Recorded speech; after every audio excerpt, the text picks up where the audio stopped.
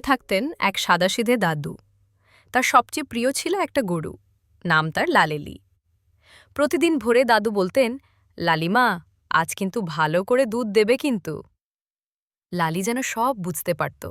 সে চোখ টিপে বলতো, হ্যাঁ দাদু, হ্যাঁ, তুমি যত্ন নাও, আমি দুধ দেব।